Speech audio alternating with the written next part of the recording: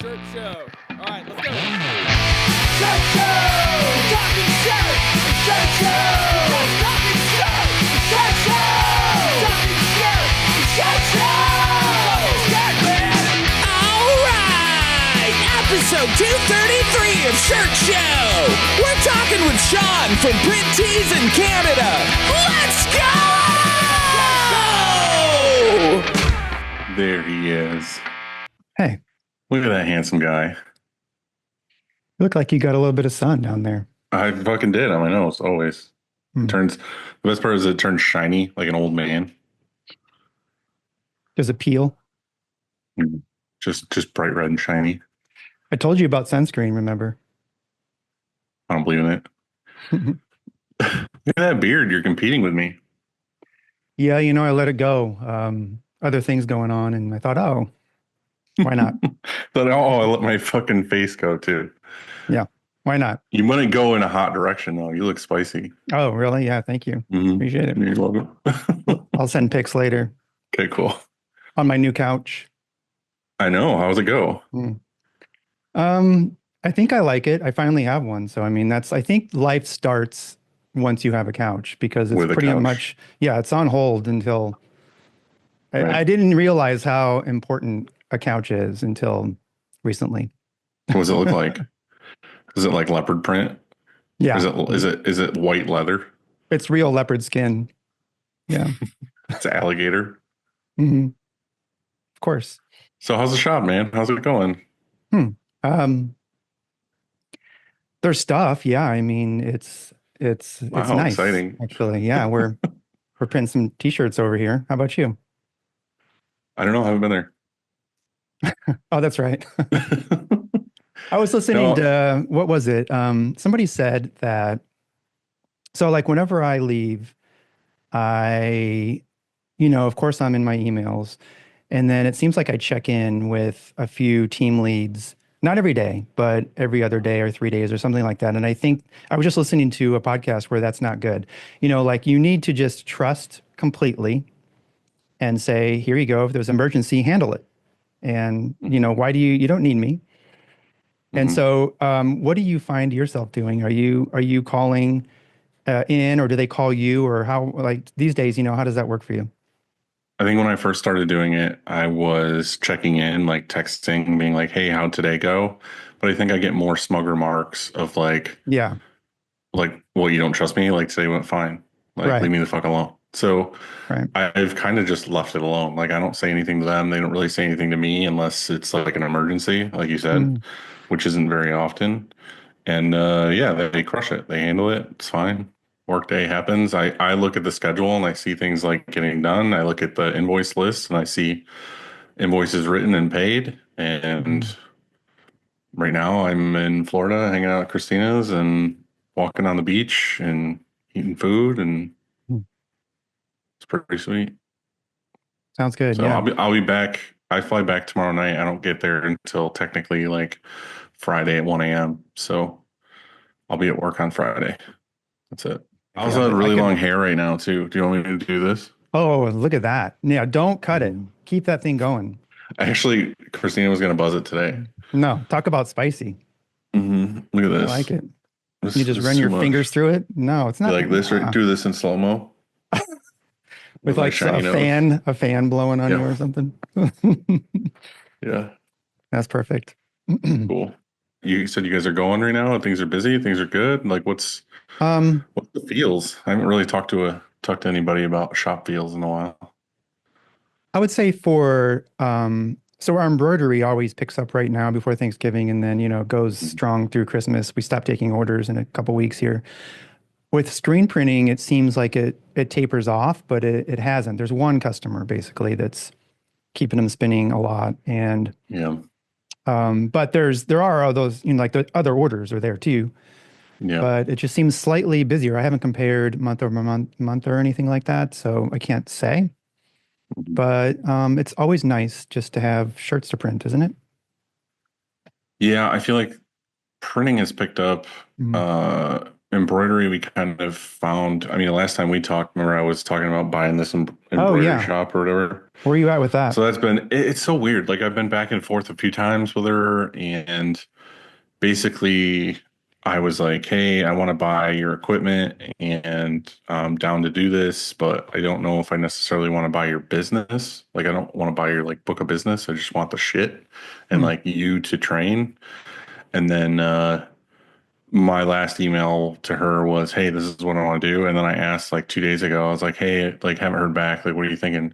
And it just said like still thinking about it. Hmm. I'm like, okay, well, but now I've been talked up so much by like doing the show and to other printers that I feel like if she doesn't do it, I might just buy my own machine from somebody else. Yeah, So you knew my answer right away. Like I think I'm not sure you even asked me because you knew before you asked what my answer was going to be, but then you started talking about it and then I just volunteered my answer Mhm. within, I don't know, 20 seconds of that. You were But, a no, right? You were a farm it out, right? yeah, I'm an instant no, don't do it. Yeah, yeah. Absolutely, absolutely not. I think you were honestly the only no. I feel like everyone else I talked to is like it's like the markup's so good, like it's easy to do and it's easier to train and Hmm. Oh, I don't mind being the only no. I mean, I like that. In yeah. fact, I'm glad. But I'm Um, glad you said no though, because then I mm, get some perspective. Like mm, I was a no. I still kind of want to be a no. Like mhm. I like just farming it out as long as it works. I just hate it when it doesn't work. Okay, Dylan, how many of those people that you asked have bought two embroidery businesses like I have? And how many of those people actually do embroidery? And how many of those people, um, I'm just saying, like some people are like, oh yeah, that sounds great because it's an easy, acquisition and it's right across the street. And yeah, you can add that and all these things. But Mhm. I like that I'm the only one that said no. I think that's, yeah, that makes me feel good. I like this. I'm getting spicy Andy back. He's ready to fucking roll. Spicier than ever, my guy. Believe me. There's Okay, cool. a lot of fuel for the spice, but I like it. yeah, this feels so good. Mm. Good. It all starts with a screen, and whether it's new stretches or restretches, Frank and his team do it the best. To find out more, go to graphicscreenfashion.com, FFFFF, Rank.com. or Great fucking screens.com. cleaning screens is no fun, but Easyway makes it way more funner. Their line of eco-friendly chemicals will make reclaiming screens a whole lot easier. Check them out at easyway.com. Easyway. It's the easiest way, baby. Graphics. They are the source for production-ready digital art and remote art staffing. We use them every single day. They can help with any size shop, and you can learn more at graphxsource.com. Yep. Yep. Big boys. How do you spell yep when you text or in your message? What do you say? YEP. Do you ever do YEAP? Nope, that's Yeep. No, because you just said yeep. You just said yep. Or no, you didn't say yep. You I said said yep. yep. Yeah. That's so dumb. Yeah. There was an A. You see what I'm saying? So You it's know what? like, Also, I what's funny to me is I had notes on here, forever where like Christina doesn't. Well, she does it too, so we're okay there. But people who hate when you just say K, like yeah. the letter Oh, yeah. K, You mean text the like letter K? I Like am instead of, 100% a K Mhm, person. Like mhm. I'm K when people send me K. But there's some people I like that ask me a question or they just need a yes or no answer, and I say K, and they're like, "Fuck you." Like, like yeah, the K is short for fuck you. But it's a quick response is all. I get it. Choosing the right emulsion for your shop is complicated, and that's why we love Chromoline. Go to chromoline.com to watch Kev's vids or contact him on Instagram at the Emulsion Guru to get the answers you want and the answers you. Deserve and love and embrace and just need so deeply. Oof. Gosh, You that felt was that in just your that chest. was it was improv and it felt really good. Yeah, I felt it. Felt You it. felt that in your belly button hairs. Yeah, I was expecting like one or two things, and then you just kept going. Mhm. So I think Mhm. Kev he'll appreciate that. You will. SNS has been our go-to apparel source since day one. And look out for an episode coming with Frank Myers, the CEO of SNS. And he's going to come on with Bruce and Steven, those boys over at the Inktovo podcast. Mhm. And we're going to talk about this merger. They merged with somebody, didn't they? So, yeah. The weather cues of comfort colors are inspired by nature, so it makes sense that their dye process would be made with respect for it too. The pigment pure process produces earth-friendly colors by using 1/3 less water, taking 40% less process time, consuming less energy, and requiring 0 salt. 1717 all day, baby. ScreenPrintGPT.com. Not only is it an extremely smart machine that helps us troubleshoot all things print, but this site also has a ton of really awesome tools on it, including a pricing calculator, embroidery stitch calculator, a packing slip maker, and now an ink consumption calculator. It's all free, and you can check it out at ScreenPrintGPT.com. Have you tried the ink consumption calculator? I have it literally as a bookmark link on my laptop and on the work computer. And What? And you like it? I haven't tried it. Yeah, no, it's cool. Yeah, I like it. It's nice for jobs, big jobs, basically for us. Like we generally mix whatever, like 1,000 grams at a time, and it stays on the shelf and whatever. But like if we have a job that's like it's gonna be 2,000 shirts or something, and you're like, how much green do I mix? You don't want to mix like 18 quarts. You want to be like, okay, I need 4 gallons of this, and then you order 4 gallons, or you pre-mix 4 gallons before the job starts. What's worse is when you're on press and you're like, we're out of ink, mix more. We're out of ink, mix more. So having the calculator is pretty sweet. I also wanted to just say thank you to everybody who's been liking the YouTube videos, been sharing things on Instagram. It's been awesome. Keep doing it. Appreciate you all, and it helps the show grow. D, my guy, tell us who we've got today. Today, we are talking with Shawn of Printeez out of Canada. What's up, buddy? Can you hear us? Is that weed he's got growing over there? Hey, we're Canadian. Awesome. Of course we have wheat growing in the back. Look at you in the studio thing. Yeah, my girlfriend has a podcast, so I just decided to use the studio today. Oh, so it's her weed. You know it. She rules the house. She makes the dough. Okay, that makes sense. Well, Andy took a little bit of a break, and he's back for you. I feel special now. Yeah, I heard you were coming on. I was like, I got to be here. Yeah. There we go. You know that that soundproofing you've got back there? I was at Logo Daddy, and he has a auto reclaim, and it's against like this concrete block wall. And so when it's running, it just echoes everywhere, right? And shoots across his whole shop. So he bought a bunch of this. You can get different, like thicknesses or whatever. Dude, that's a great idea. I've never thought about that till now. Does it make a difference? Yeah, I haven't been down. I need to ask him, but I'm sure it did, right? Yeah. The sound just doesn't echo. It just bounces off and it just stays. Because that's something in the shop too that we've had discussions on like timing when to run it, because the shop hates it. As far as just the noise, you know what I mean? Like they're listening to music, and then all of a sudden someone's running the reclaim, and they're like, "Oh, cool! I get to listen to wah for an hour and a half or whatever it is."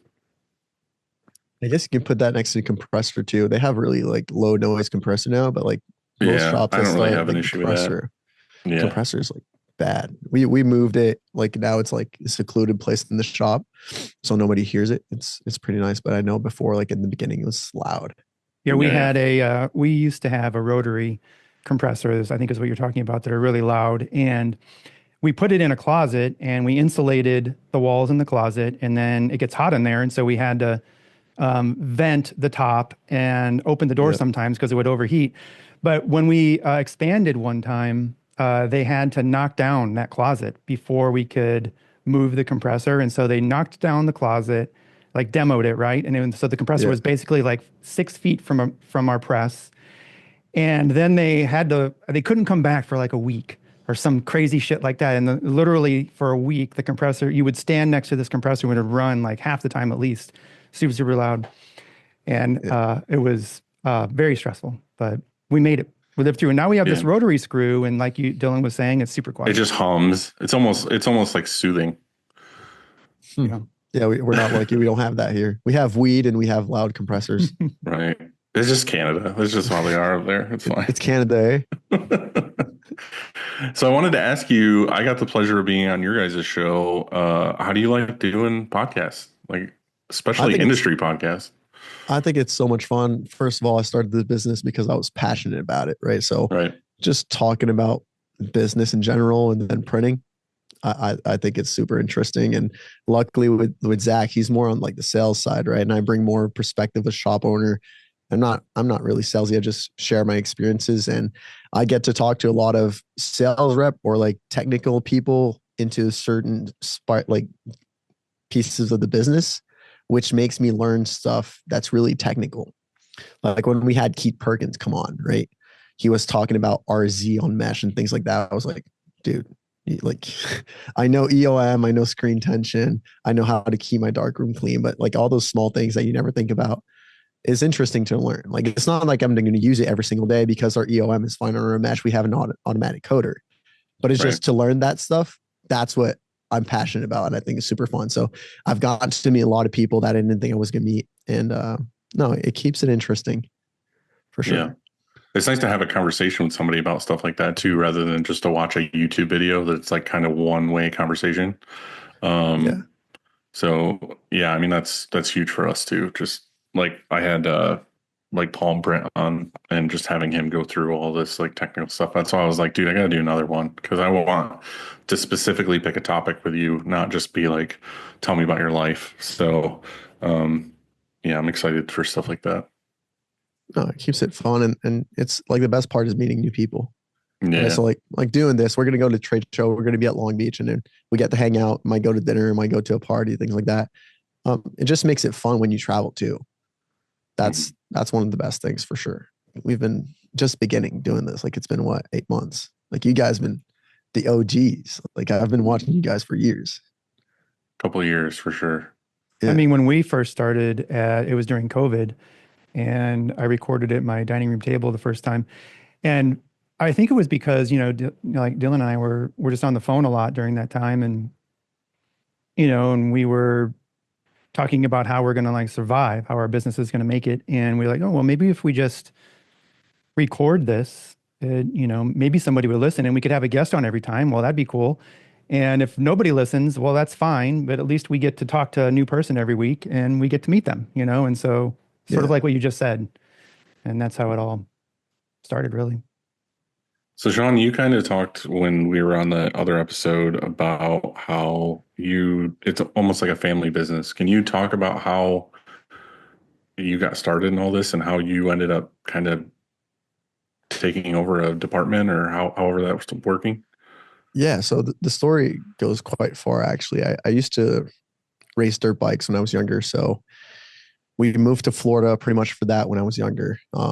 We're 6 kids in the family, 4 sisters, 1 brother, right? And the whole family followed to go to Florida because I was pretty good. I was Canadian champion when I was younger, blah, blah, did that whole thing. I was homeschooled. And then when I was 15 on Father's Day, I got hurt pretty bad. Like, What yeah, do you need to stop for a second? Hold on.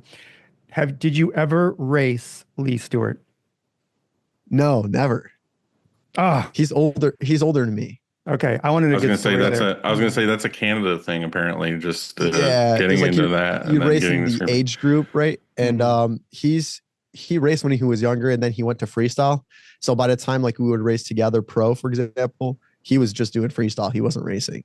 Okay. But just completely different background. I was more like on the racing side. He was just on the freestyle, having fun. We're gonna say yes, you raced him and you won. We're just gonna leave it there. Okay. it would be fun to do a pit bike race for sure. I'd be down to do that. But going back to like the story, how it started is I got hurt pretty bad when I was 15, and came home from the hospital after 10 days, and my dad was like, "I'm not gonna bury my son." He was like, "It's over. Like we've been doing this for the last 8 years, but that's it. Like I'm not." If you don't mind me asking, what happened? So I dislocated and broke my femur and my hip at the same time, my tibial plateau, my tibia, and I broke my femur on the other leg. So my leg was twisted on the other side of my face, like this way.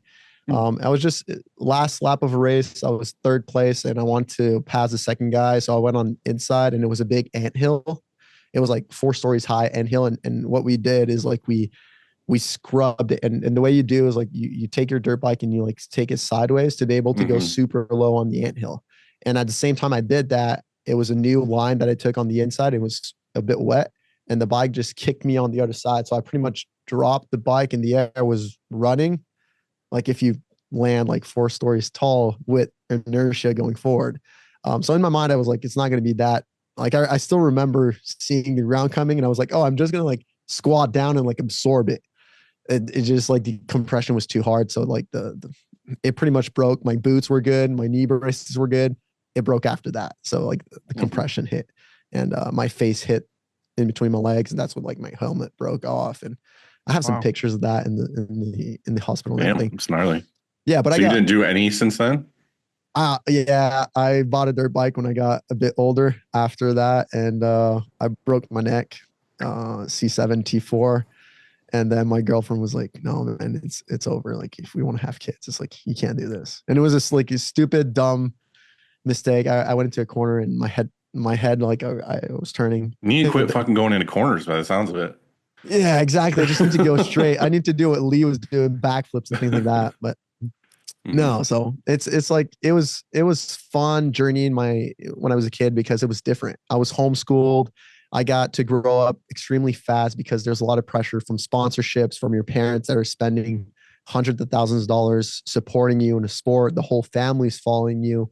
So I had to grow up quickly, right? At 15, 16, I was pretty much on my own. I knew what kind of I wanted to do and my life was pretty much set because I had a ride. That's what I was going to do. So when I got hurt, everything got twisted upside down. I was like, all right, well, what am I going to do? My dad doesn't want me to do this anymore. My dad is my best friend, so I'm not going to like leave and do something else. So I tried to find who I wanted to be. And the only time I had friends was at the dirt bike track because I was homeschooled. I didn't go to school and have normal friends. Everybody was at the track. So I said to my dad's always been a businessman. He was like, started businesses, sold them. That's how he made his money, right? So from 0 to 10 and sold, he's always done that. And I was like, Dad, why don't we start a business where we go to the races and print names and numbers on the back of jerseys? Because I got my jerseys shipped from the company, they were all sublimated, right? So they look like pros, but like most people that go to races are not sponsors and they want their names and numbers on the back of jerseys. So I was like, why not go to events and just do it there where we can charge a premium for it? And my dad was like, yeah, it's a smart business. I remember like 8 years ago when we went to a certain event, there was one girl that was there and she was making a lot of money. Like she had lines. So that's how it started. I tested some products for like 6 months. And then I sent a bunch to my friends. Some weren't peeling off. So I stuck with Easy Weed, right? That like the Sizer Easy Weed. That was the best one that stuck great on apparel, dirt bike apparel. And I went to the races and it was a week-long mini-O's in Florida. And after the end of the week at 16, my dad was going to like help me. He converted all our rig into like a shop where he sold apparel. And I was cutting and weeding, plotting everything in the truck. And I came off that week with $25,000 of profit cash. So my dad was like, holy shit, that's a good business. That's $1 million a year if you just do that every single week. Obviously, there's not events every week, but it's like he was stunned by how good it was. There's a lot of factors in that helped. I was good in the sport, so my name was there. So people, when they saw me come back, they're like, "Oh, Shawn, you're coming back to race." I was like, "No, I'm selling apparel. You want one?" So like everything merged at the same time. Of like it was those 8 years of spending time and energy into developing my name into a brand, just acquired there. Everything mixed up all at once, right? So it was good. Right. And then my parents got divorced 6 months later or so, and my mom and my sisters, my brother came back to Canada. So I stayed there for another 6 months with my dad, and my dad was like, "Dude, I love you, but I got 5 more kids. Like we're going back with the family in Canada." Right, like, it makes sense. It makes sense. And at that point, I thought I knew everything because I had a bit of money on the side, and I was like, "F that! I want to do things on my own. I'm going to go back to school, and like I want to have a normal life, be a normal kid." So that's when I went back to school for 3 months, and I was like, oh my gosh, this is not for me. I need to do something else. So I called up my dad again, and I was like, Dad, do you want to start a business? Let's do stickers on cars and truck instead of just dirt bikes. Because at the time I started doing like dirt bike decals as well as names and numbers, and then people could order online their stickers and everything. And that kind of grew. But in my mind, I was like, the market is so small. It's just dirt bike. So let's start a car wrap company where we're going to do signs, banners, and everything. So my dad had a business that did work visas. So he's like, okay, well, let me check. Let me sell this business, and then we'll start that together. That's quite the difference. Yeah. But my dad, like I was saying, like he started and sold 8 business throughout my year, like from 0 till I was 17. So that's what he did, right? So he sold that. It took 3 months, and when I got done with school, we started what was called back then Logo Boom, and it was a car wrap company, and that evolved, that grew, and 7 years later, we started doing apparel with heat transfer. And I was like, Dad, this is rad. Like I want to keep doing this, and I want to grow this. So I was like, I want to do screen printing. I want to do water-based inks, and I bought my first Newmar 6-color manual press, and I started doing water-based inks with screen printing. I took that part of the division, and I was like, Dad, I'm going to do that. And he was like, you sure? Like, what, are you leaving me here? You're going to let me do that alone? I was like, I need to like know that I can fly on my own wings. Like I'm successful now at a young age, and I feel like it's a lot because of you. So I think my ego side wanted to have a bit of a closure to know that I can do it and make it. So I started the Printeez division, and learned quickly that it wasn't that easy to make money with apparel because the margins are low and you have to learn, right? So luckily I had a niche, which was water-based things. That's what I love doing. And I wanted to have discharge. I thought it was really cool. So BRP, Can-Am, right? The big company that's 35 minutes away from here. They saw like SEOs that I did water-based things. And they were like, oh, do you really do that? I was like, yeah, sure. Oh, can you do like 12 samples? We have an event in 2 months. So I was like, yeah, sure. I'm going to do samples. I did them for free with discharge. And then they were like, holy shit, it looks really good. Awesome. Can you print 35,000 units for us? So I was like, what? That's how Printeez grew and scaled. That was like that was like our lucky charm that we got. And we, at that time, I didn't have the auto yet because I ordered it when I had that order, but it didn't come in yet. So I had 6 of my friends just there printing shirts on the manual press. Dude, 35,000 tees manually? Yes. So what we did is I was putting the shirt, and one guy was pulling and everybody else was printing at the same time. So we replicated an automatic press with 6 people. It was pretty cool to see. I think I still have we've done that before. Yeah. And it was like we were doing 400 shirts an hour. It was pretty fast for manual press. Yeah, for sure. But it was labor intensive. And after 8 hours, you couldn't keep going. Like it's a good order to cut your teeth on, especially to be like, hey, I really like this auto now. Yeah. And then that's when we got our first auto, and here we are today, it's just 8 years later. It's pretty cool. Yeah. What do you think about that, Andy? Yeah, we ran large orders before we had an auto on a manual. Manual has to be an all heads down, obviously. Yeah. And you can adjust them sort of and fake it, I guess. But yeah, I mean, you do what you got to do. And then I bet you that job pretty much almost paid for that auto, or a big chunk of it anyway. Yep. That's exactly what it was. That was our break, right? So we were able to get that auto. And after that, it was not smooth sailing from there, but I grew into like, wanting to learn the business, wanting to think. I think I thought I knew what I was doing, and I thought I knew everything. And that's where you get humbled pretty quickly with custom apparel, because you don't have a product that's just retail ready that you can sell and do ads and people just have an impulsive buy, right? It's like you need to hit the person there when they need that specific thing, where it's custom apparel at that certain amount of time or place. And it's whether you go into a niche market like you guys, that you do a lot of bands and things like that, really nice high detail stuff, or you go more corporate side, or it's like schools and you do like online sales with inks off, there's so many ways that in my mind, that's where it got confusing for me. I wanted to do every single route because I was like, everybody wears apparel. How can I not make money if I'm offering all these services? And that's where I started losing money on that division of the business. And I was lucky to have 360 auto wrap just to cover for payroll, cover for month to month after month, because it was the tugboat. It was steady, profitable business that allowed me to keep making those mistakes. And here I am today at 29, and I have a lot of history behind the belt just because I had the money to cover all those mistakes. But if I just had Printeez, we wouldn't be here today, right? So Right. that, I think that's something that people, when they come and they look at the shop, they're like, oh my gosh, you have massive print shop for 7-8 years. But it is like, I was lucky to be able to make those mistakes and learn from those. So Because is your dad primarily running the wrap and sticker side thing, and then you're kind of doing, or is it everybody kind of has roles and Yeah, fingers and so everything? my brother joined the business 4 years ago, and he takes care of all, like, he's pretty much a CFO, right? He handles all the finances of the business. He does all the, like, the building that we bought, any real estate that we need. He does that. He does all of the financing for credit cards and everything. He does that. Plus, he does the Facebook ads and marketing on Google for the car wrap and the apparel side.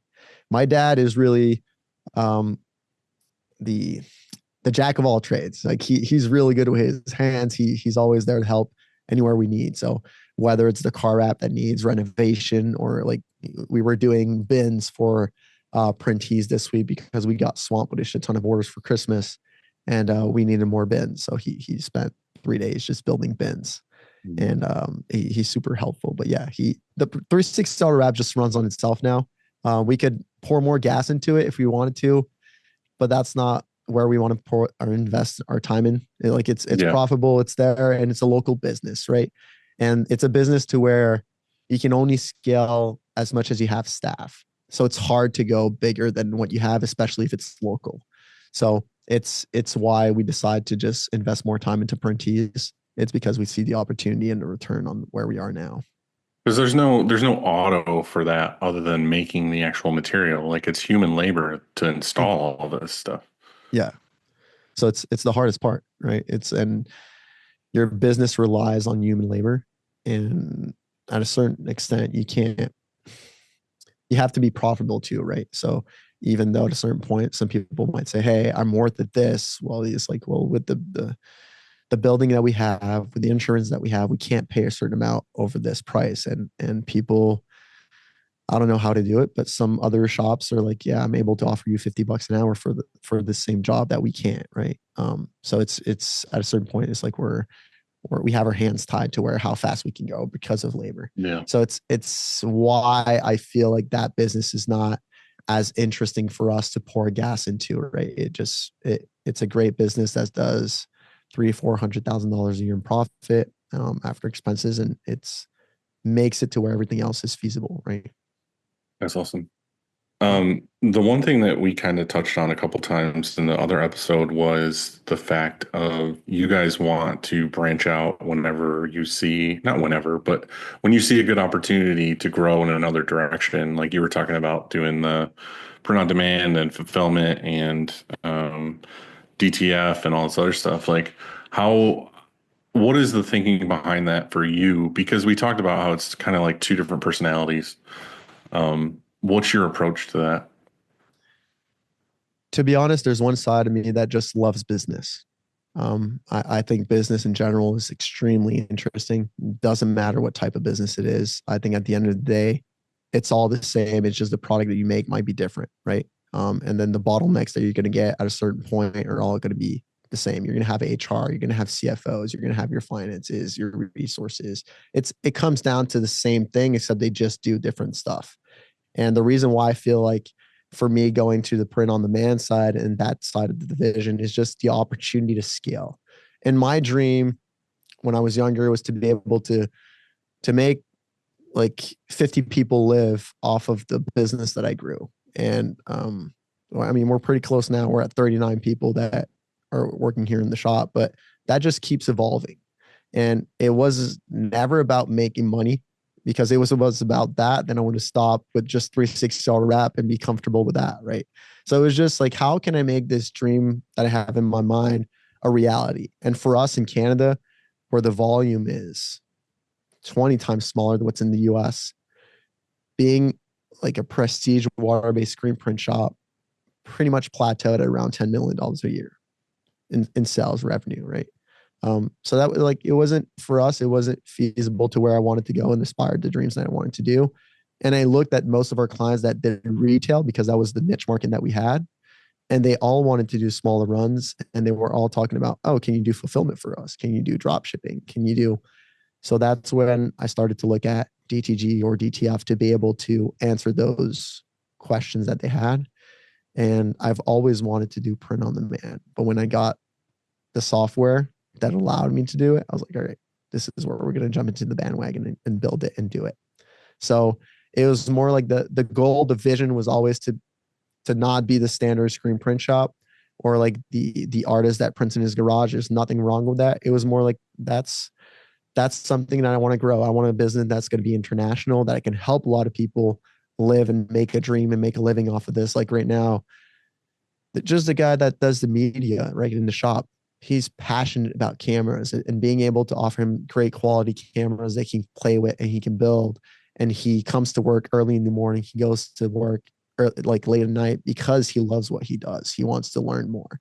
Like to me, to see that drives me. There's a lot of pressure on my shoulders because at the end of the day, I'm responsible for his job and his salary and everything. But I think that if we all put our heads together, we all love what we do, automatically it grows. So that's why I look at new opportunities, but it's never as like, okay, how can I make more money with another opportunity now? It's more like, how can this be profitable for the whole team? And where can we scale it to where it can be doable? Because when you start bringing in volume, everything gets complicated. That's something I learned when we started doing print on demand.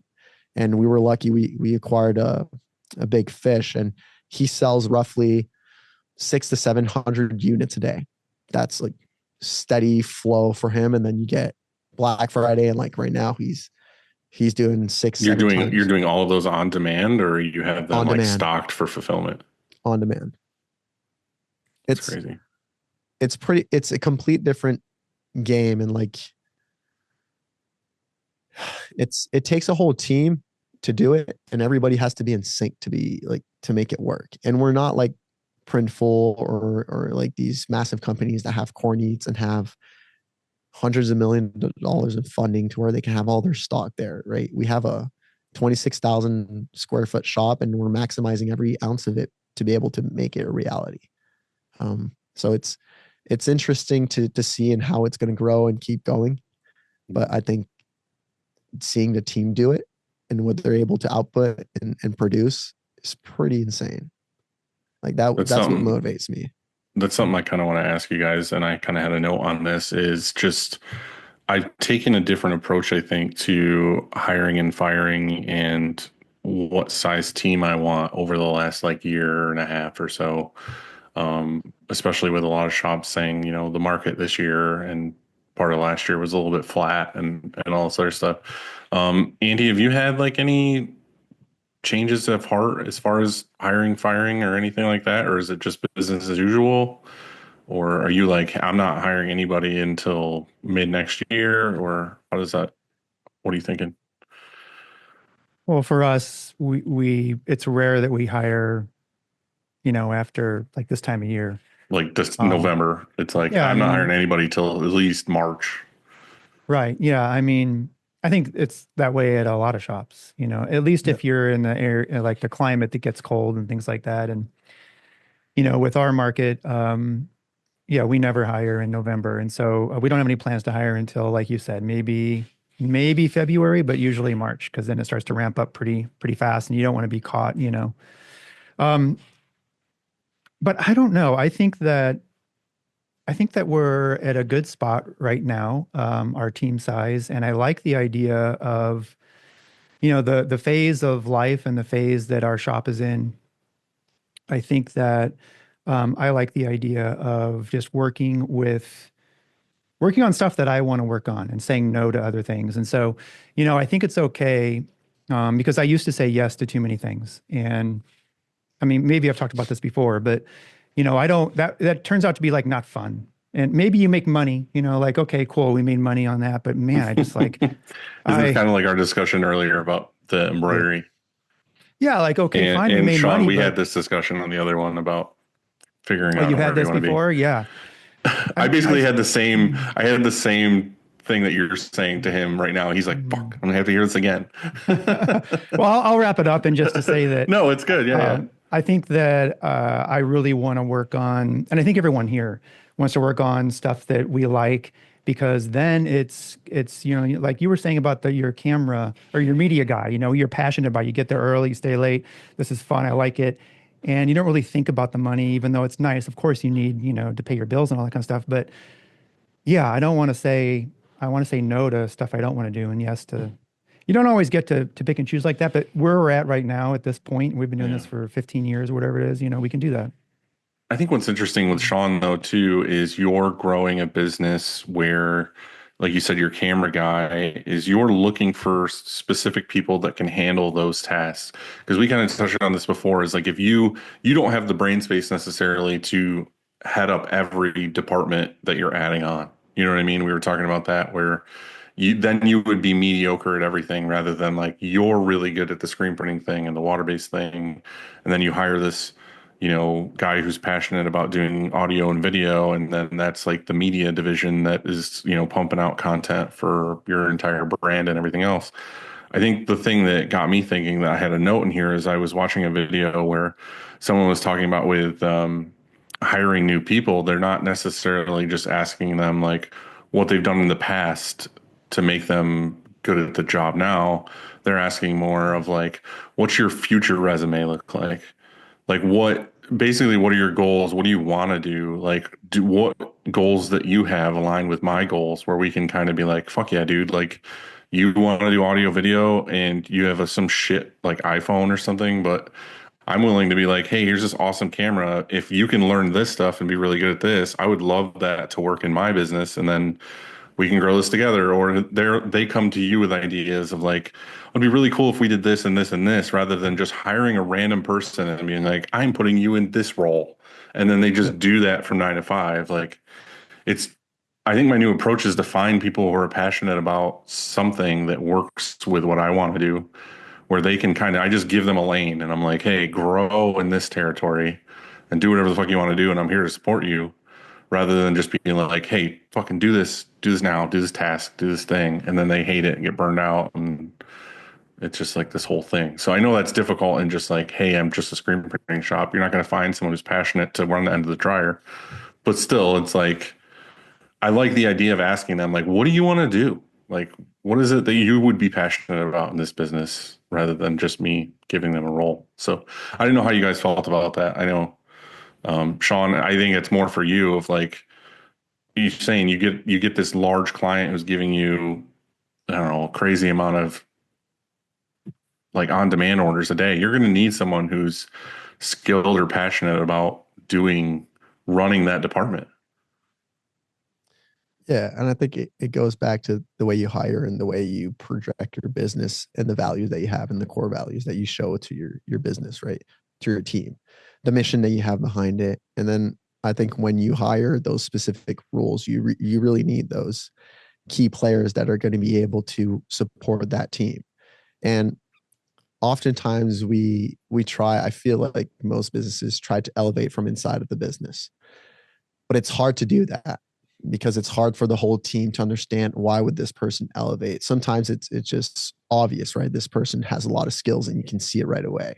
But sometimes there's a lot of people that came in at the same time and they don't understand. It becomes kind of like injustice of like, why did he come up? So Right.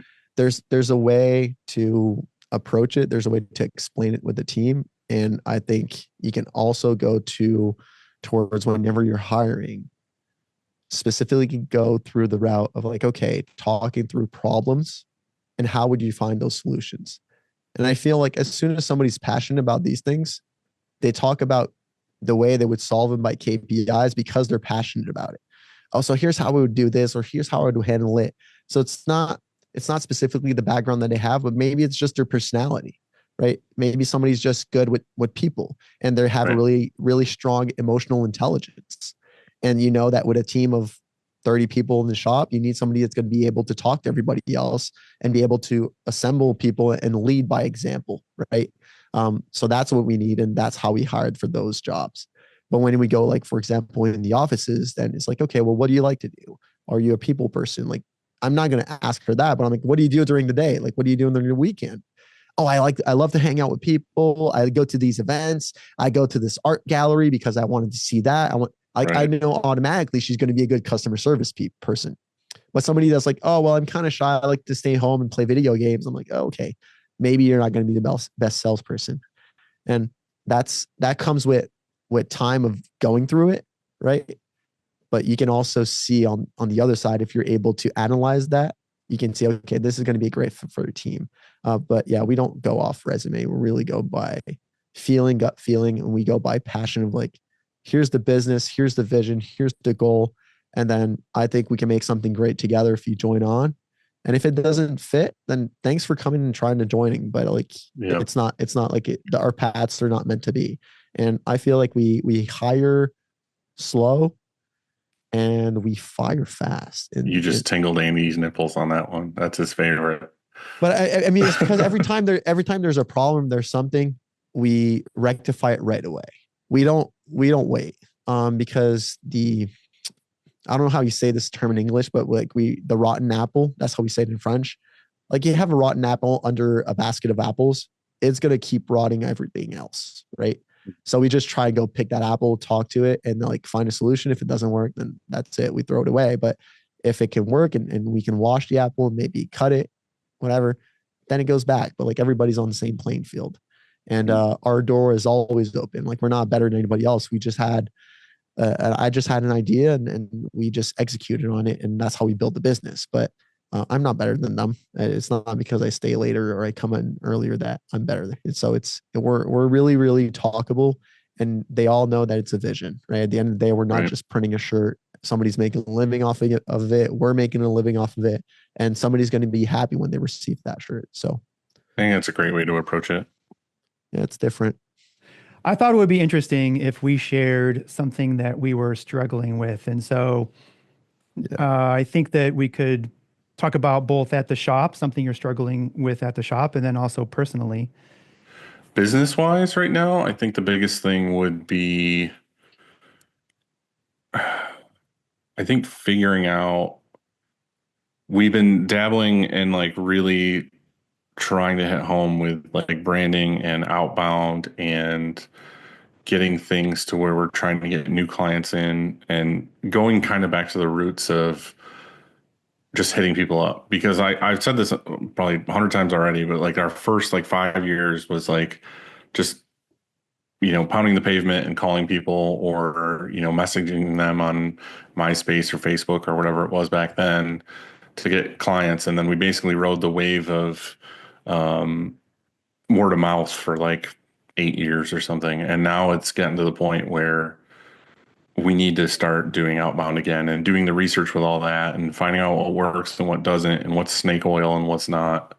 I think the snake oil thing is the worst because there's so much shit on social media and, where I'm the guru for this and I know how this is magic pill to do for this. And I can sell you this $5,000 app that will like get you all the leads you need and it'll do this and this. And it's like, I've weeded through so many of those and tried some and wasted a bunch of money and figured out that basically it's just fucking hard work and time to like find good shit and go after it and everything else. So I think that's my struggle at work. Um, Struggle personally, I'm actually pretty fucking good right now. I've had struggles for the last couple of years, and I think I'm in a cushy spot right now where I'm just kind of having fun and riding it out. So I got nothing to contribute there other than um, I would like to do some more fun stuff, but I'm good. Okay, so talk Sean, about that. What do you mean more fun stuff? So you have a Yeah. struggle right now. You're too. well, Sean really makes me want to go ride dirt bike. Um, Hmm. but I mean, no, I mean, things are good. It's just, it's hard for me, and Sean kind of talked about this too, about just being like really passionate and like growing the business and being like happy to maybe have it in your mind from 9 a.m. till 10 p.m. or 11, or you can't sleep because you're thinking of this thing and you want to do it.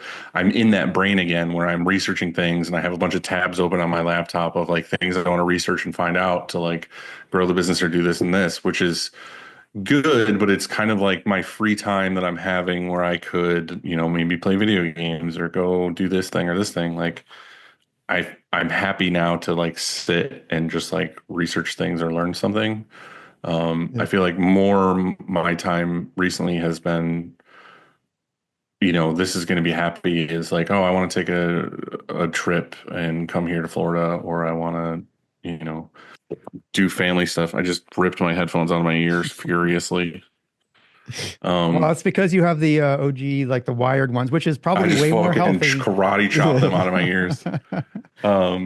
No, other than that, I mean, that's pretty much it for me. That's all I got. That's a good spot to be in, though. Yeah, I'm happy. I think work, like you were saying, and me and Andy talked about this, is just like it's running. Like the shop is good. I have great management in place. The thing is doing what it's supposed to do. Obviously, there's hiccups and there's things to grow and all this other stuff.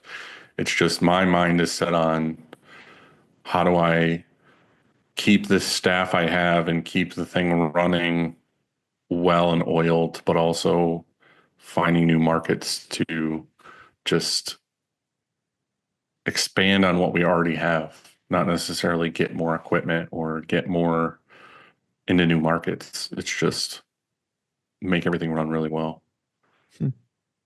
For me right now in the shop, it's new in the sense like we're going through this print on demand phase that we've never been through. And right now it's everybody has their hand in it and trying to make it work. I I need to at a certain point stop and be able to put those SOPs in place and those KPIs and make sure that the whole team knows those.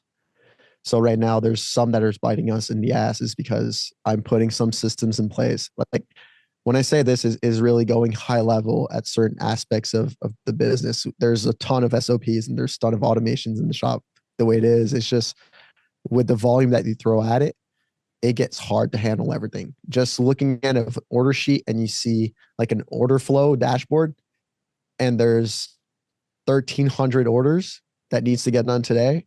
Where do you start?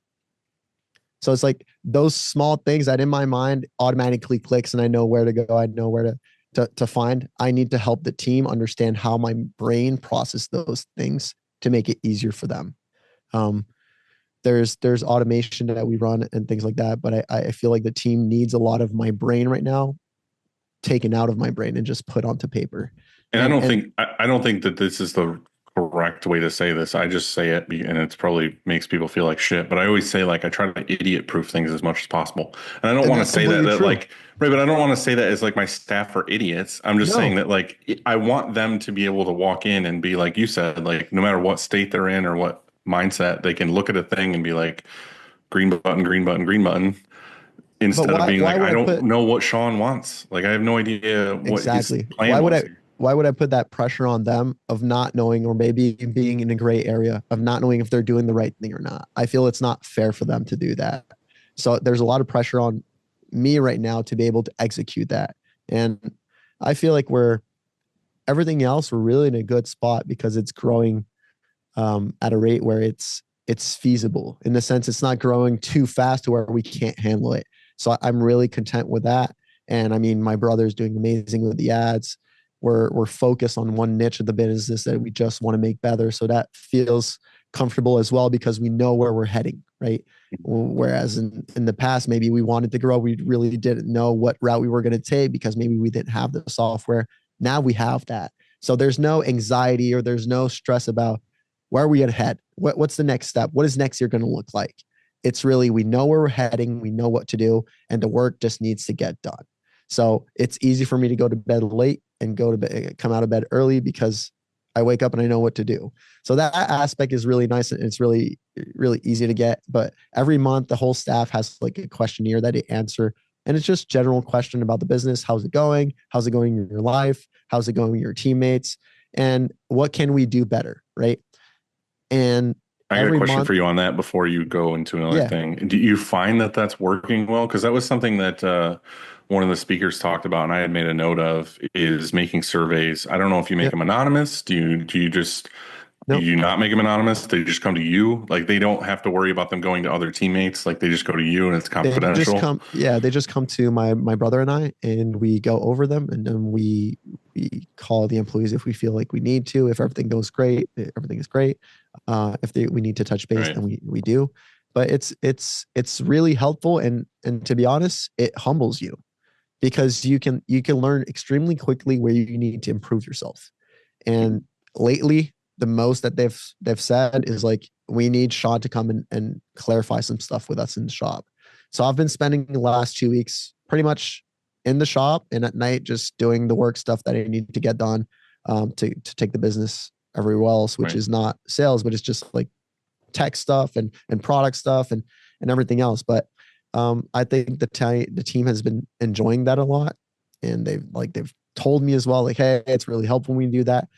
But it just puts a lot of pressure on me, because I know how much there's still left to do, and I Yeah, know how yeah. big Q4 is going to be. So I think that's something that right now for me in the business is extremely hard for me to do. But I just have like Yeah. the work needs to get done. So The I print have to do hustlers it. thing though with that was more, and the reason why I wrote it down is because it's a form of like building trust too, because it's not Yeah. like you're just in the office counting cash while they're like out working. You're kind of getting feedback and you're applying that, and you're going out in the shop and you're helping and working. I think that's just something that I need to bring back a little bit once we started being more like mature business and Yeah. putting all these rules and policies in place. Is I do find myself more like in my office working on things and not Yeah. necessarily out there in front of them all day. So I would like for them to be like almost like an open door policy of, let me know what you're thinking. Like you're saying, make these surveys and make them fill them out kind of often so that I can get a feel for like what's happening. And I think like our company culture is really good, because I've spent a lot of time curating a place, an environment where people love coming to work. And it's whether it's being transparent with the team, being transparent about what we need to go through, what we've been through, where we are financially, where we can improve. I tell them every single day, I know what I know, but every single day I learn more. So like today, I might tell you this, but tomorrow might be different, because I'm learning. I don't know everything. Yeah. Yeah. So I think that's a humbling part for me to be able to say that, but also accept their feedback, because you could just say that, but not never accept the feedback. And they would pretty much say like, he's full of shit. Right. Mhm. But what I think they enjoy is that whenever they come with feedback, I actually listen and like, okay, let's go in the shop. Let's talk about this. Well, it also Here, makes them feel like they contributed. yes. And they do. Like oftentimes their ideas are much better than mine. It's just, Yeah, yeah, for sure. like I question it, because at the end of the day, we have to pay the bill. So I go in and I'm like, okay, well, here's my thought process. Here's all the checklists that I went through, and to the reason why we're doing this way. And now tell me what you're seeing. And that comes from, I've been with my partner for the last 12 years, and we have a great relationship because we communicate a lot. So that comes from that. And she's the one that brought a lot of that into our relationship. And I'm forever grateful, because I was able to bring that to a lot of places in my life now. And Yeah. it was always to a part where we don't like to fight. So if we're not able to see eye to eye, like we want to go at the same place, and the end goal is to make a family where we can have fun and educate those kids the way we want them to be educated. We have the same views and values. So if we're not seeing eye to eye on something, I'm not understanding something you see, and or maybe you're not understanding something I see, right? So we just need to be able to communicate what each other of us sees, so we can understand, because at the end of the day, we want the same goal, so we can move forward together. So every time I go in the shop and I talk to the team, I'm like, I'm not better than you. I want to understand what's your point of view, where you're coming from. So as soon as there might be a bit of animosity in the team, it brings everything down, because hey guys, we're on the same level. At the end of the day, we want to make this work. So what's your point of view? Here's my point of view. Here's what I thought, and here's what you thought. So maybe we can make make a match in the middle, or maybe you didn't think of this and that, or maybe I didn't think of this and that, right?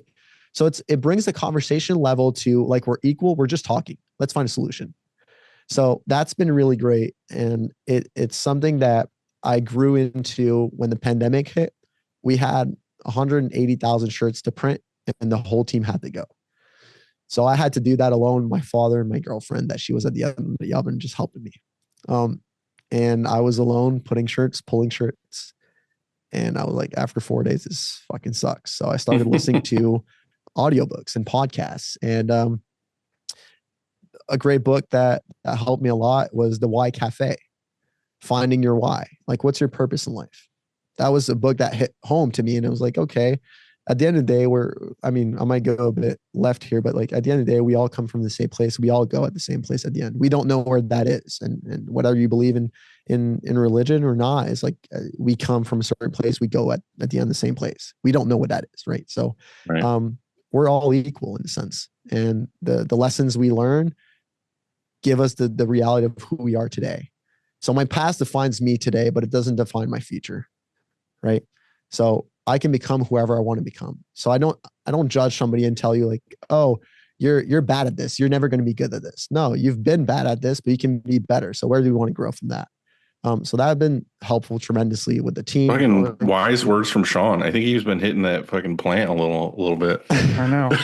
I was gonna say, Shawn, are you sure you're not like 79 instead of Seriously, 29 or whatever? Because he's just levitating. He's not even he's sitting in a chair right now. He's like crossed. He's just like, I'm in Florida with you with the family. No, it's but I mean, pretty much printing those shirts alone was a meditating part for me, in the sense like I had to be in my head for, it took us 48 days to do. Every single day I was doing that. And you can go crazy, or it can help you, and it can put you like in a spot where you're asking yourself questions that are pretty deep. And then you realize that, hey man, I just want to have fun on this earth, and be grateful that I wake up and actually be able to read.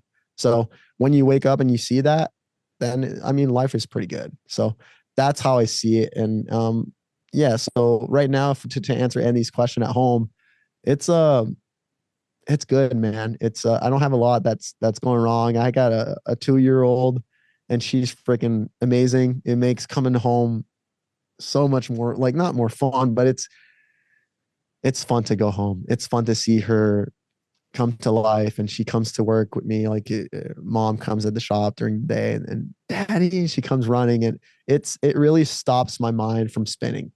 My mind rarely stops, but it really does. And for that 2-3 hours that I'm with her at home, it brings me back to who I was as a kid. Right. And I haven't had that for a long time. You going to get her a dirt bike?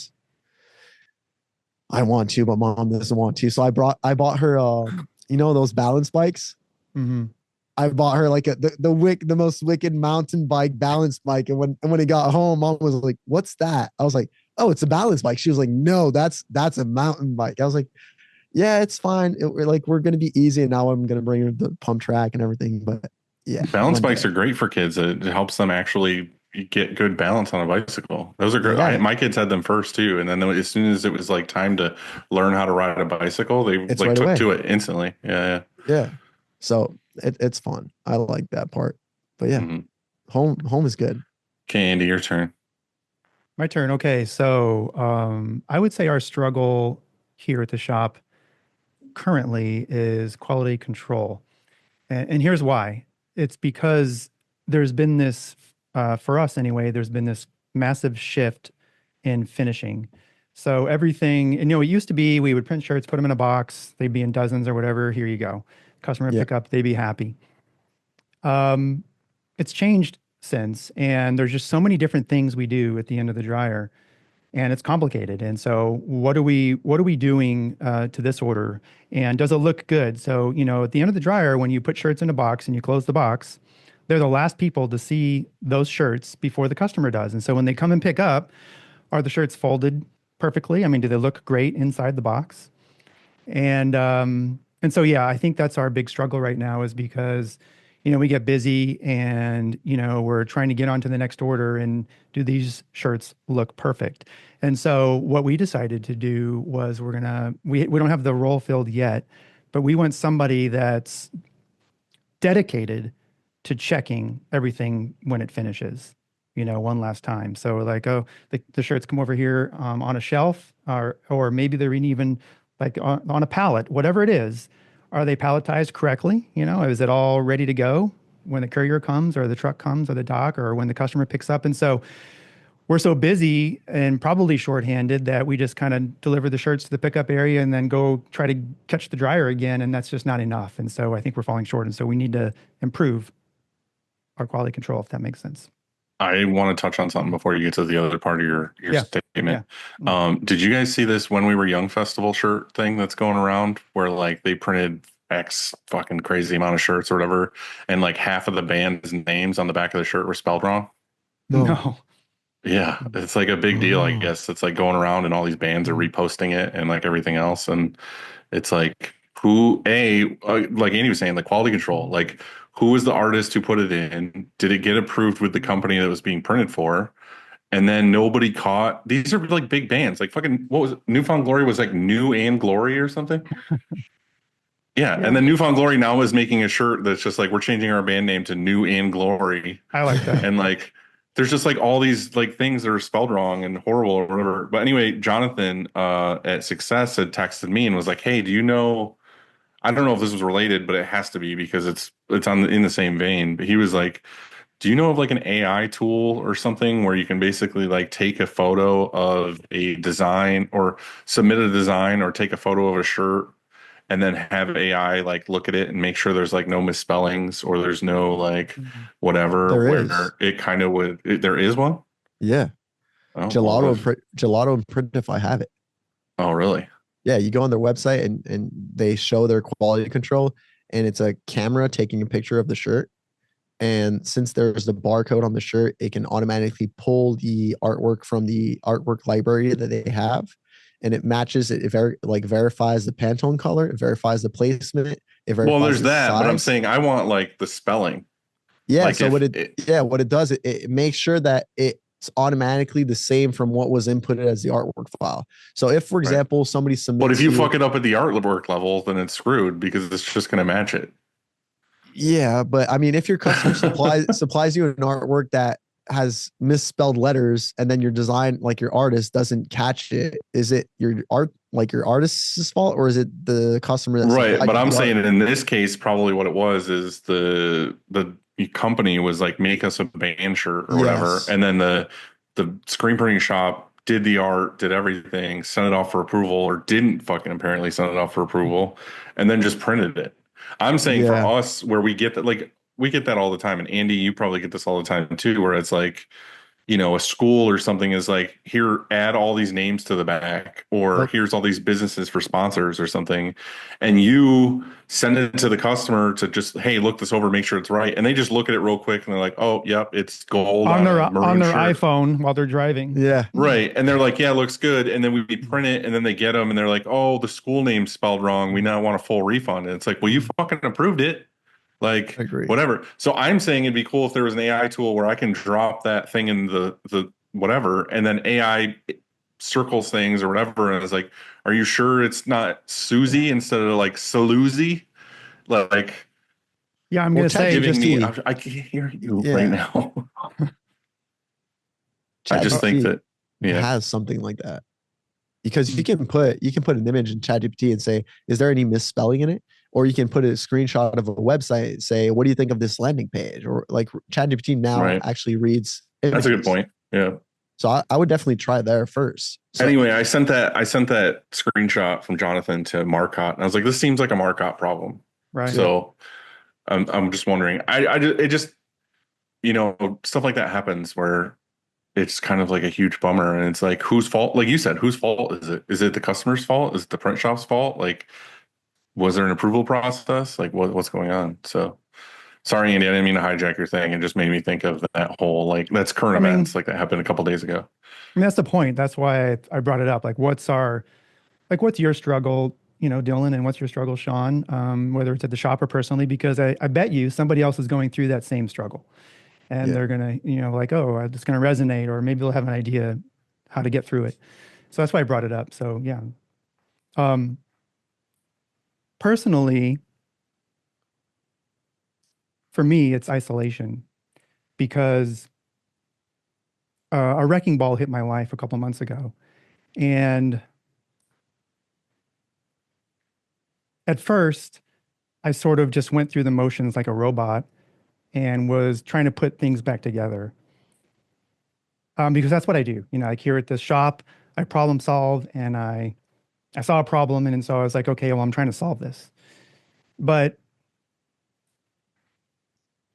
I was and still am wounded. And I was like licking my wounds in a sense. And I was doing it by myself. And that was really hard. But then you get someone like me who calls you and says, you're not fucking doing this shit by yourself. And you can't not talk to people. So, Well, that's true, but I wouldn't answer the phone.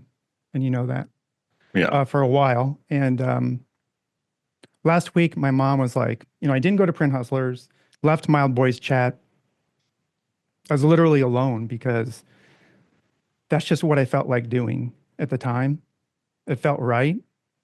My mom called and I told her some of this stuff and she's like, what are you doing, man? Like yeah, it's fine. It's fine to do that if that's what feels right for now, but you need to answer the phone when somebody calls and start talking to your friends. And I think that there's no like ways, people don't teach us how to have and how to make good friends. I think being an entrepreneur, you are isolated, first of all, just by virtue of being an entrepreneur. It's weird, because you don't really have, yeah, you build a team and you have coworkers, but it's different. It's not, there's a weird dynamic there. And so you're not like you don't go out to the bar with them afterwards generally. And so I'm so fortunate to have had this podcast and gained a lot of friends over these years, because when I started to reach out, it started to make a difference. And that's why I'm here today, is because like, I should just go stand in front of this mic and talk again, because it's been a while. And so selfishly, Hey. it's part of the reason why I'm here. Hell yeah, brother. Amen. And Love so just going through this, what I've learned is, everyone goes through this differently, but at some point you can't isolate forever. You need to share, you need to talk it out. And so, And in the wise words of Shawn, you can't isolate, you got to communicate. Amen. Amen. Yeah. Yeah, we're in our heads enough. I mean, nobody hears the voice that you hear in your head, right? And I tell this to people that are close to me and to the team often. It's like, you're the own police of your own life, but that goes on both sides, in the sense, what you've done during the day, if you're proud of it or not, and nobody else does, right? Even if you have your wife right next to you laying in bed or not, she's not in your head. You're the only person that's there. And I feel like that's enough of an isolation to have. That's hard enough. You look at yourself in the mirror in the morning, and the first thing I do is like, all right, what am I going to do today? Am I going to be good enough? And that's for me. That's for my values. So a lot of time I just look at the other side of the coin, and it's a lot easier to look at it that way. Is like, what don't I want to be? Who do I not like? I don't want to become. And that person is easy to say. I don't want to be a jackass. I want to be nice to people, right? I want to talk to friends. I want to have a lifestyle where I get to meet people and see more people. So that gives you what you want to have by automatically knowing what you don't want to be. And because it's hard to know what you want, but it's easy to know what you don't want. So I just look at that side of the medal, and it gives me who I want to be and then what I want to do. So I think that's maybe talking to your mom. That's maybe the answer that she gave you. And she was like, you know what, Andy, maybe right now you're doing what you don't want to become in the future. And maybe talking to your friends and doing those things is more the route that you want to join and go after, right? And I think those answers are going to come with time, and nobody has the same answers at the same time. I learned my lessons at the time I'm going to learn them. And some people take 20 years to learn certain lessons, right? Mm-hmm. And maybe some other people learn it in 5 years or 5 minutes, whatever it is. We're all different. And we all have our certain emotions, and they go back to like how we were raised and who friends that we have and how we were with them and the relationship that we thought. But think about perspective. Tom Brady, when he won his first Super Bowl, it was like a walk in the park. I'm going to win 6 more. But then somebody else on that team was the ultimate pinnacle, right? But they played the same game, same minutes. Why didn't it feel the same thing? Because they're different. So it's okay to be human, right? Sean's got a fucking side hustle as a therapist. Jesus Christ. No, but I mean, it's I like this stuff because I went through it, right? And like I said, when I was younger, I had to grow up quick, is because I had a lot of pressure on my shoulders from my parents, from my dad telling me when I was young, he was like, second is the first loser. And he didn't say it in a bad way. He was just like, that's the reality. There's only one person that wins. The second is second loser, right? And that came with a lot of pressure. That came with like, I had to live up to his expectation. All I wanted him to say was like, hey, I'm proud of you. But obviously he was doing that and being proud of me because he invested hundreds of thousands of dollars every year to support me. I just didn't understand it at 9 years old. So when I had a coach therapist that was helping me mentally to be able to go on the line and think that I was better than everybody else because I had spent the time in the gym and on the track, that helped. So I was lucky, and I'm so grateful that my parents taught me that when I was so young, because today it's one of my best assets is being able to speak to Andy and understand what he's going through, even though I don't go through it. I didn't see, like, I don't know what you've been through. And man, like, I'm proud of you being here and showing up. Right. And like I said, you were able to wake up this morning and breathe. So it's a gift in itself just to do This it. was the episode you needed, Andy. Jesus Christ. Yeah. Cheers to all that. Thank you. Appreciate it. As soon as we are done here, I'm Good going to job, call Shawn. you. Yeah. Sit down and he's going to charge you. That's where he's going to make his money today. That's No, right. So, I mean, I don't want. All right, guys. You call me anytime. Seriously. all right. Appreciate that. I have some over-unders here. I have 3 of them. And so how this works is I say something and you tell me if it's overrated, underrated, or properly rated. And the first we have today is a couch. Can't wait. Or couches. Just a couch or a sofa, whatever you say. Do you say sofa in Canada? Yeah. Okay. Oh, it depends which one. That's what I said. Yeah, I wanted to know what kind of couch you got. Like, is it just a love seat? Is it made of fucking alligator skin? Is it like, does it have the duvet? Or not the duvet, what's it called? Comfy sofa, it's underrated.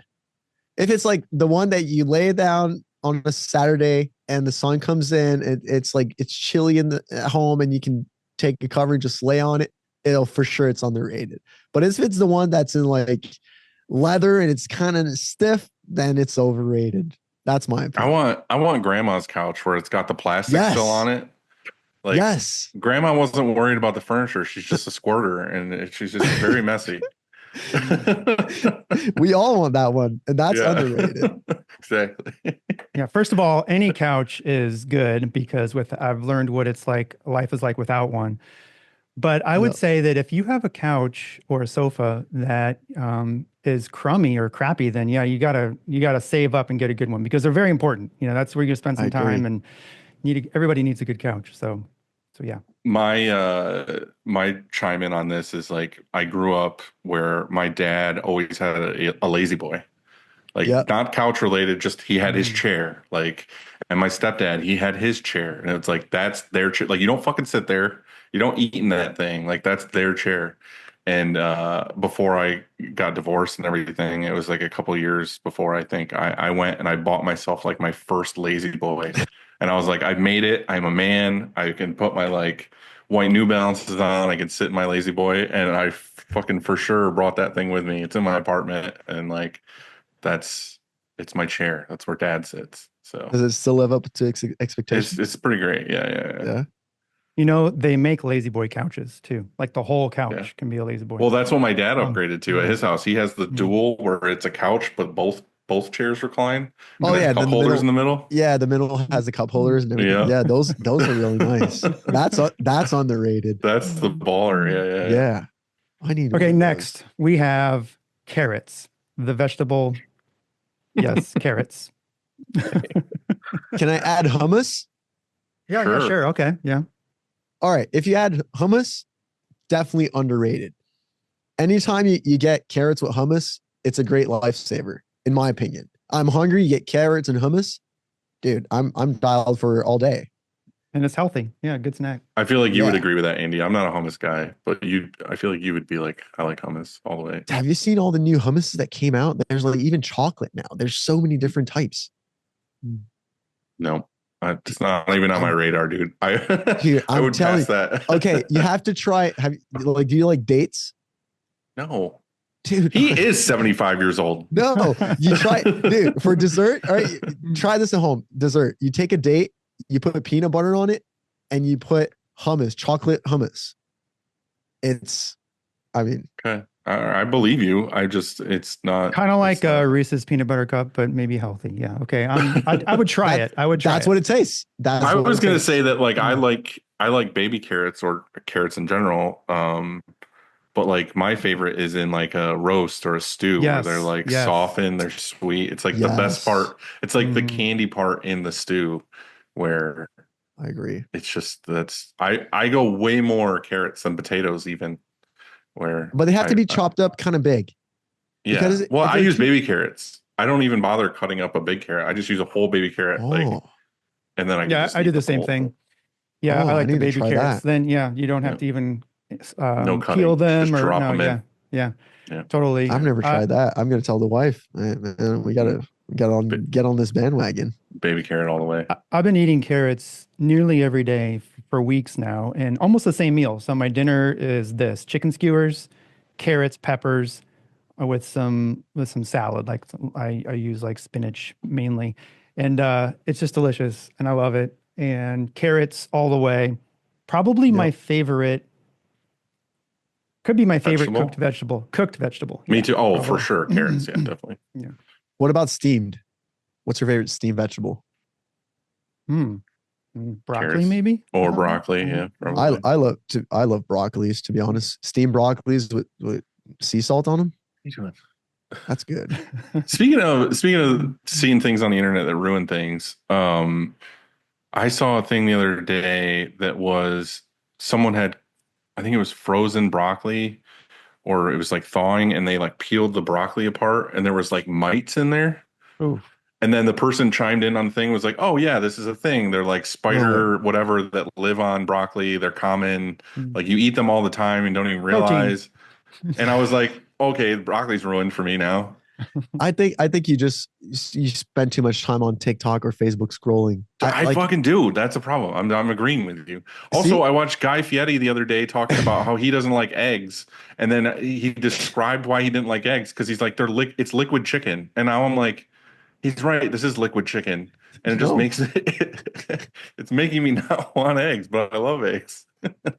Just keep eating eggs. It's not liquid chicken. It's 100% liquid chicken. No, because all right, where does a chicken come from? The egg.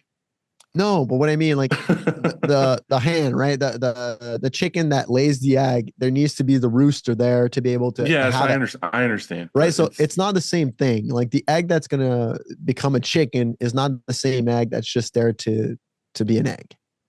all right. Well, thank you for saving eggs for me, Sean. I appreciate it. There we go. I'm hesitant on broccoli right now. There was the same thing with strawberries. Somebody sent me this because I love strawberries. They was like, Oh, because when you wash them, all these little bugs come out. yeah, it's not Yeah. like don't listen to these things. Just I call it the celery test, right? Is if it doesn't make sense, like celery test in my mind, what I say is like you go to a grocery store, you're hungry. Am I going to buy a bag of chip or a bag of celery? Which one's going to be better for me? It's obvious. The celeries are better, right? So in my mind, it's like when I watch these videos, it's too left field. It's like, dude, we've been eating strawberries and we've been eating broccolis for forever. Like, don't tell me there's freaking mites in my strawberries. Like, I'm not gonna latch onto this. I'm still gonna eat them. I'm just saying, like, I see shit like this, and it's like I don't write it off. I'm just like I second guess it now. Like, oh, I should wash these a little bit better. All right. Anyway, sorry. Andy, next one. Yeah, this one just kind of goes into or ties into what I was saying earlier. Just as far as our industry goes, support within our industry. We actually even talked about this a little bit on Lee's episode with mental health. Like we don't have an industry-wide organization that supports us in no matter what that support is that we need. And I don't know how we go about getting that, because I think it's super important. But, when a shop is in need, whether it's mental health or if it's just, hey, I have this issue going on in my shop, we turn to YouTube or whatever we do, or we try to call our friends. But why isn't there this organization that we can become a member of and that just supports us in everything that we do? I think that'd be pretty rad. And so we need to somehow I think it's a make new that happen. division of Printeez, by the sounds of it. There you go. Open. Sean's ready. He's got the hotline and everything. This, I'm going left field again, but to say hotline. I had a guy email me this on Instagram.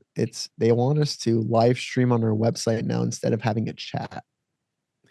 So I think what we could do is have a live stream, like we start that business to where we help each other out in this industry, and there's a live stream, and every single day it's a different printer that's there, and we can just talk. So maybe I'm feeling down today, I can go on that live stream and I can just talk. Hey man, what's happening in your shop today? Like, what's going on? And we can just be members of that. And to be a part of a member, you have to take a day and be able to live stream. I think that would be awesome. Right. Yeah, it's not a bad idea. It's like volunteering your time. Like, hey, I've got Tuesdays and Wednesdays where I'm available from noon to 2 where I can chat if somebody needs help. And I mean, it's a live stream. You can still do other things. You don't need to type. So you just write in the questions and I can just answer live stream. Right. So it's like, hey guys, I'm here to talk all day today. And maybe tomorrow is going to be Andy or tomorrow is going to be Dylan. It's like, and somebody else the next day. I think that's something where the future with the technology that we have would be awesome. I would definitely sign up for that. And if I need to do it 3-4 times a year, I would invest that time because I know I have those resources there 365 days a year. Right. I think that's a route that we could take. I agree. I like it. Shawn, thanks for coming on today and talking to us. You were the absolute 1,000% perfect guest for me. He really was. Yeah. I know you don't know what's going on, but like you fucking out of the park what he needed today. So and I'm serious. There's a reason why, man. Sincerely, I would love to message you and we can talk. In the future, that'd be awesome if you're open to that. 100%. My final question though is yes, for sure. But my final question is, what is for dinner? Oh, tonight it's actually chicken pot pie. It's broccoli and eggs. I know. Chicken pot pie tonight. Yeah, no, it's I luckily normally I don't know. But today I got a text and she was like, "Hey, you want to eat chicken pot pie tonight?" Yeah, I know you're gonna be late, so I'm gonna cook it up and it's gonna be ready for you when you get home. I'm like, that sounds awesome. Dude, chicken pot pie rules. It's it's so up there. It's really up there, and I feel like we don't eat it enough.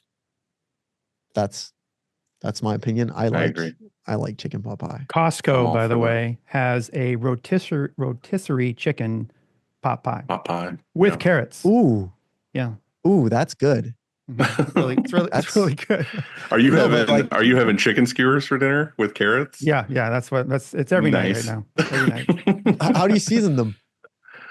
So I bought different sauces. Trader Joe's has a whole tap water plethora. Yeah. But like lately I've been doing curry. Oh, that's nice. Mm. That's nice. I like curry sauces for sure.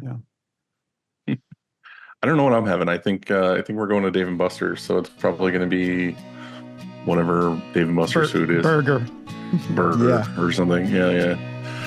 Anyway, Shawn, I'm really glad you came on, man. This was fun. I had a lot of fun with you guys a week ago, and I knew this would be good. So thank you for coming on and giving us your fucking wisdom up, like level 100 wisdom. So I appreciate it.